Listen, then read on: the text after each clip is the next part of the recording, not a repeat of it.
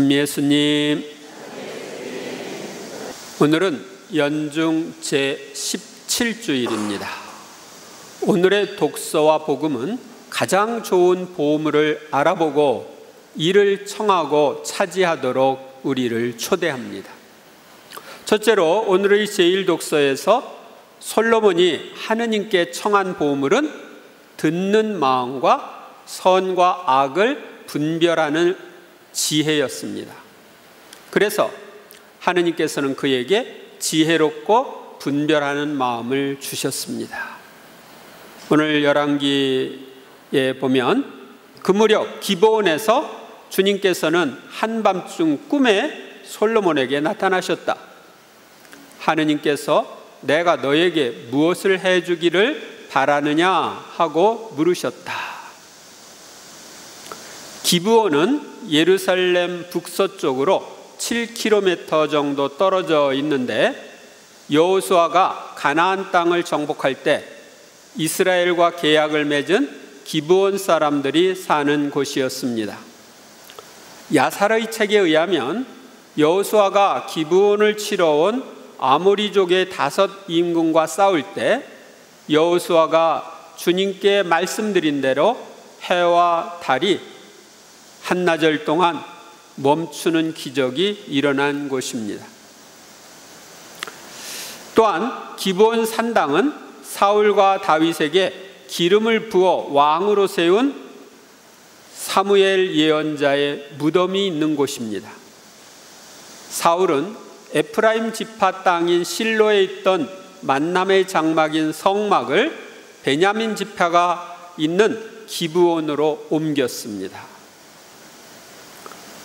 솔로몬이 이 기브온 산당에서 번제물을 1000마리 바친 후 주님께서 꿈에 나타나 내가 너에게 무엇을 해주기를 바라느냐 하고 물으셨습니다.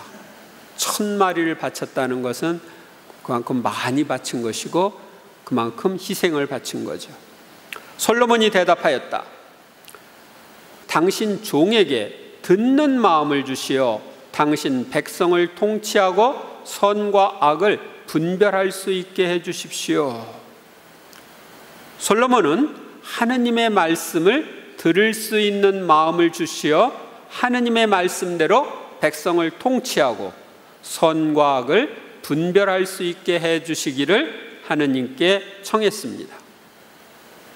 그래서 하느님께서 그에게 이렇게 말씀하셨다. 네가 그것을 청하였으니 곧 자신을 위하여 장수를 청하지도 않고 자신을 위해 부를 청하지도 않고 내 원수들의 목숨을 청하지도 않고 그 대신 이처럼 옳은 것을 가려내는 분별력을 청하였으니 자, 내가 네 말대로 해주겠다. 이제 너에게 지혜롭고 분별하는 마음을 준다. 너 같은 사람은 네 앞에도 없었고 너 같은 사람은 네 뒤에도 다시 나오지 않을 것이다. 솔로몬은 자신의 개인적인 유익을 위한 선물이 아니라 하느님의 백성들을 잘 돌보는 데 필요한 지혜롭고 분별하는 마음을 청하여 받았습니다. 그리하여 솔로몬은 역사상 가장 지혜로운 왕이 되었습니다. 잠언이나 코헬렛이나 이런 데는 이 솔로몬이 얼마나 지혜로운 왕이었는지 그의 지혜가 담겨있는 말씀들이 나옵니다. 만약 주님께서 여기 있는 여러분들에게 내가 너에게 무엇을 해주기를 바라느냐 하시면 여러분은 무엇을 달라고 대답하시겠습니까? 우스갯소리로 그런 얘기가 있죠. 산신령이 어떤 총각에게 나타났습니다. 내가 내 머리를 좋게 해주랴, 돈을 많이 벌게 해주랴, 이쁜 여자를 주랴. 그랬더니 욕심이 많았던 이 총각은 생각을 하다가 머리 돈 여자 이렇게 불렀습니다. 그랬더니 머리가 돈 여자가 딱 나타났습니다. 우리가 욕심을 따라 잘못 청하면 낭패를 봅니다. 하느님의 뜻을 따라 청하면 좋은 열매를 맺습니다. 둘째로, 오늘의 복음에서 예수님께서는 하늘나라를 모든 것을 팔아 살 가치가 있는 밭에 숨겨진 보물과 값진 진주에 비유하십니다. 하늘나라는 밭에 숨겨진 보물과 같다. 그 보물을 발견한 사람은 그것을 다시 숨겨두고서는 기뻐하며 돌아가서 가진 것을 다 팔아 그 밭을 산다. 이스라엘 땅은 전란이 심한 곳이었습니다. 근데 전쟁이 일어나고 그럴 때 피난 가는데 자기가 가지고 있던 보물은 어떻게 해요? 가지고 가다가는 빼앗길 수도 있고, 그러니까 땅에다가 묻는 거죠. 그래서 밭에 묻혔는데 그 사람이 죽었어요. 그러면 어디에 묻혔는지 모르죠. 그런데 그 밭을 또 딴 사람에게 팔고 이렇게 하면서 밭에 보물이 숨겨져 있는데, 밭에서 일을 하던 한 사람이, 품팔이를 하던 사람이 이렇게 보니까 땅 속에 보물이 있는 거예요. 그러면 어떻게 해요? 이거 내가 발견한 건데 이걸 차지하는 방법은 이 밭을 사는 거다. 그래서 자기 것을 다 팔아서 그 밭을 사면 보물은 누구 거예요? 자기 것이 되는 거예요. 그래서 그 보물을 통해서 큰 부자가 될 것을 알고 있었기 때문에 모든 것을 팔아가지고 밭을 사는 것입니다. 또 하늘나라를 좋은 진주에 비유하고 있는데, 좋은 진주를 찾는 상인이 있습니다. 세상에서 제일 좋은 진주를 찾다가 엄청나게 크고 좋은 진주 하나를 딱 발견했어요. 세상에 딱 하나밖에 없는 진주. 야, 이걸 임금에게 팔면, 임금에게 바치면 임금의 마음을 사고 엄청난 부를 창출할 수 있을 것이다. 이렇게 생각한다면 자기 것을 다 처분해서 그걸 살 수 있겠죠. 예수님께서는 하늘나라를 값진 진주와 밭에 숨겨진 보물에 비유하십니다. 하늘나라는 영원한 천상 행복을 우리에게 주기에 값을 매길 수 없는 보물이나 진주와 같습니다. 따라서 지상의 모든 것을 팔아 살 가치가 있습니다. 그리하여 우리의 순교자들은 목숨까지 팔아서 하늘나라라는 보물을 샀습니다. 그리고 지금은 하늘나라에서 기쁨을 누리고 있습니다. 우리도 하느님 나라의 소중한 가치를 알아보는 분별력을 받아서 어떤 값을 치르더라도 하늘나라를 차지하는 사람이 되어야 하겠습니다. 제가 세례를 받은 것은 중학교 2학년 크리스마스 때입니다. 영세를 하면서 천주교 신앙의 소중함을 발견했습니다. 중3 때는 여러분들에게 읽으라고 제가 권했던 최상의 보배라는 책을 읽으면서 미사가 얼마나 소중한 것인지, 최상의 보배가 여기에 있구나, 미사 성제 예수님이 최상의 보배구나 하는 것을 알게 되었습니다. 그리고 18인의 개종실기, 프로테스탄트의 연막을 헤치고 이런 책을 읽으면서 천주교가 진품이고 개신교는 모조품이구나 하는 것을 발견했습니다. 예수님이 직접 세우신 천주교 신앙을 내가 차지한 것에 대해서 아주 기뻤습니다. 그리고 79의 순교 복자전을 읽으면서 어떤 희생을 치르더라도, 목숨까지 바치더라도 그 하늘나라를 차지하기 위해서 힘썼던 그 순교자들을 본받고 싶었습니다. 그러다 보니까 누가 어떤 것을 준다 하더라도 내 신앙을 바꾸지 않겠다 하는 결심을 하게 되었습니다. 천주교 신앙이 가장 좋은 보물임을 알았기 때문입니다. 여러분들은 천주교 신앙이 가장 좋은 보물이라는 것을 알고 있습니까? 이 천주교 신앙을 통해서 우리는 하늘나라라는 진짜 보물을 차지할 수 있기 때문입니다. 천주교는 바칩니다. 그리고 거기에 숨겨져 있는 것은 뭐예요? 보물, 하늘나라라는 보물이에요. 제가 안식년인 2004년에도 아주 놀라운 보물을 발견했습니다.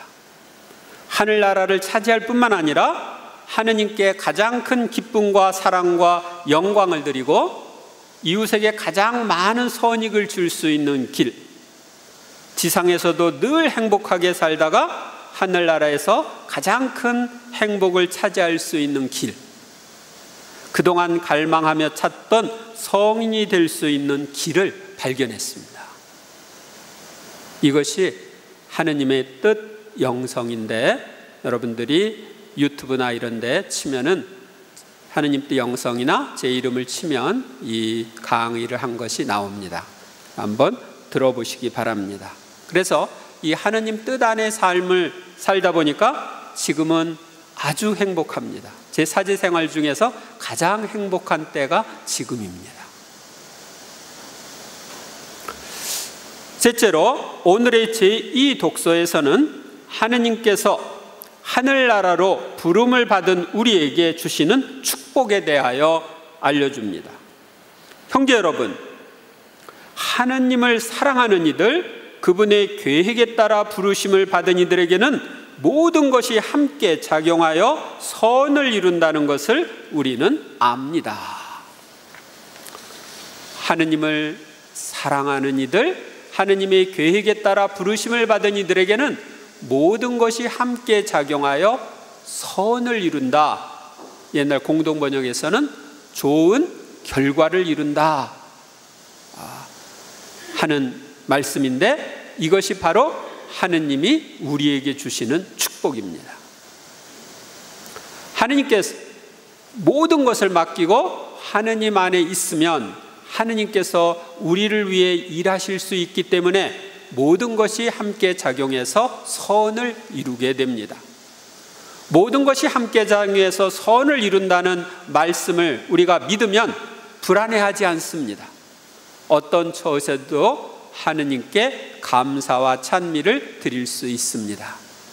왜냐하면 모든 것은 나의 영육간의 유익을 위해서 주님께서 허락하신 특별 선물이라는 걸 알고 있기 때문입니다. 그리고 내가 하느님을 사랑하면 이런 것들이 서로 작용해서 결국은 좋은 결과를, 선을 이룬다 하는 걸 알고 있기 때문입니다.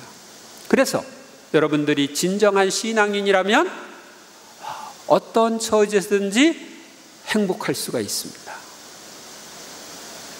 하느님께서는 미리 뽑으신 이들을 당신의 아드님과 같은 모상이 되도록 미리 정하셨습니다.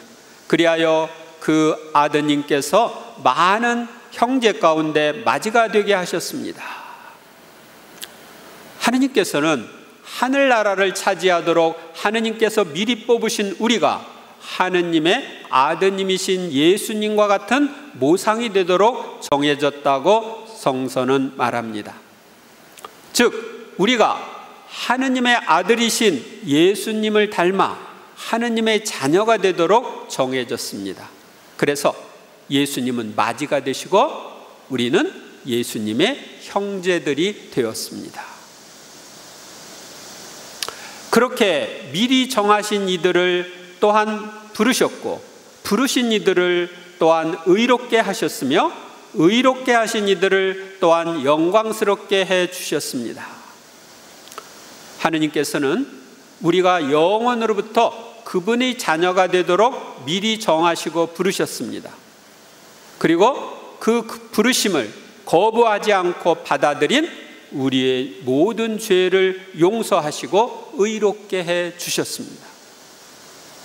우리는 우리를 위해 사람이 되시고 우리를 위해 죽으시고 부활하신 하느님의 외아들 덕택에 하느님의 자녀가 되는 영광을, 하늘나라를 차지하는 영광을 얻게 되었습니다. 오늘 세례를 받는 분들도 오늘 이제 여러분은 하느님 가문에 입적하는 것입니다. 하느님 가문의 자녀로 입적하는 거예요. 인생이 바뀌는 거예요. 피조물의 위치에서 이제 창조주의 자녀의 위치로 바뀌는 겁니다. 그래서 세례는 아주 중요합니다. 오늘 그동안 지었던 모든 죄를 용서받고 아담과 하와로부터 내려오는 원죄까지도 다 용서받고 하느님의 사랑스러운 아들, 딸로 태어나기 때문입니다. 지혜로운 사람들은 천상의 보물을 찾고 미련한 사람들은 지상의 재물을 찾습니다. 지상에 있는 것을 보물로 여기면 그것을 차지했을 때 잠시 만족하지만 천상의 것을 보물로 여기고 차지하면 영원히 부유하고 행복합니다. 하늘나라인 천국은 모든 것을 팔아서 살 가치가 있는 보물입니다. 우리는 어떤 희생을 치더라도 반드시 하늘나라를 차지해야 합니다. 그리고 어떤 일이 있어도 하느님을 떠나 지옥에 가지는 말아야 합니다. 왜냐하면 거기는 영원한 불행이 있기 때문입니다. 여러분들은 영원이라는 말을 이해를 못해요. 인간의 머리로는 영원을 이해할 수가 없어요. 우리는 영원을 조금 간단하게 설명을 해보면 우리나라의 제일 높은 산이 무슨 산이에요? 백두산? 백두산에 1년에 한 번씩 새 한 마리가 날아와서 백두산에 있는 백두산 꼭대기에 앉았다가 거기서 날아가는데 먼지 하나를 발에 묻혀서 날아가. 그래서 백두산에 있는 먼지를 하나 둘 1년에 한 톨씩 해가지고 그 백두산이 평지가 된다 하더라도 그건 영원이 아닙니다. 응?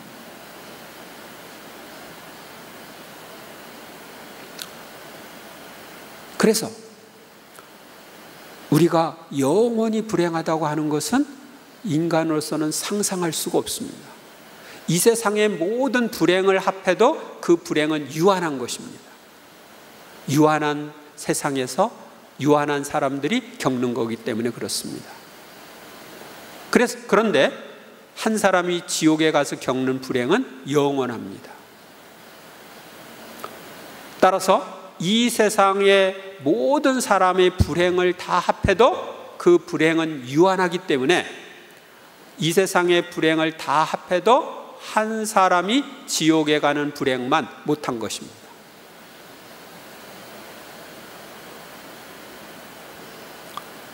그런데 우리가 하늘나라에서 누리는 행복은 영원합니다. 우리가 하늘나라에서 더욱 행복하게 살려면 이 지상에서부터 하늘나라의 주인이신 예수님을 닮아야 합니다. 예수님이 성체를 통해서 내 안에 먹히는 음식이 되는 것도 우리가 당신을 닮도록 도와주기 위해서입니다. 하느님께서는 우리를 너무 사랑하셔서 모든 것을 주고 싶어 하십니다. 우리가 성인 성녀들처럼 하느님을 닮을수록 그분은 더 많은 것을 우리에게 주실 수 있습니다. 우리는 성인 성녀들을 본받기 위해서 영세 때 성인 성녀들의 이름을 나의 세례명으로 선택합니다. 이번 한 주간 동안 나의 세례명으로 선택된 수호 성인 성녀들처럼 하느님을 닮기 위해서 힘쓰는 한 주간이 되시기를 바랍니다. 그러면 하늘나라에서 성인 성녀들과 함께 영원한 행복을 누리게 될 것입니다. 감사합니다.